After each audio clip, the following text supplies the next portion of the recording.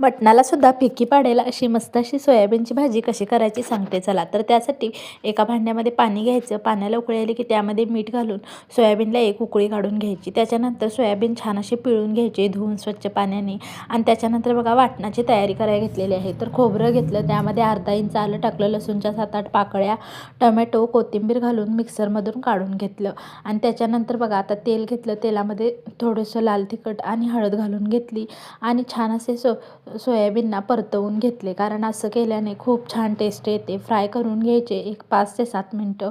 आणि त्याच्यानंतर बघा थोडंसं तेल घेतलं, तेलामध्ये जिरे घातले, कांदा घातला आणि मोठ्या आकाराचे 2 कांदे बारीक चिरून घेतलेले आहेत. त्याच्यानंतर लगेच कोथिंबीर देखील घालून घेतली आणि मस्त असं फ्राय होऊन दिलं. आणि लालसर कांदा झाला की त्यामध्ये आपण जे काही वाटण केलं आहे ना, ते वाटण घालून घ्यायचं. सगळं मिश्रण एकजीव करून घ्यायचं आणि त्यामध्ये हळद, लाल तिखट, कांदा लसूण मसाला हे सगळे घरचेच मसाले घालायचे.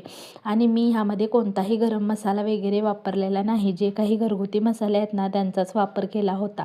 आणि त्याच्यानंतर जे मिक्सरचं भांडं असतं ना, ते धुवून यामध्ये थोडंसं पाणी घालायचं. तेल सुटलं ग्रेव्हीला, ग्रेव्ही छान अशी झाली की मग त्यामध्ये आपण जे सोयाबीन फ्राय केले होते ते घालून आपल्याला जेवढं पाणी पाहिजे तेवढं पाणी घालून छान असं 5 मिनटं वाफलवून घ्यायचं. आणि आता आपला तयार आहे मस्त असा सोयाबीनची ग्रेव्ही. एकदम सुंदर आणि मटणाला सुद्धा फिक्के पडेल अशी होते बघा.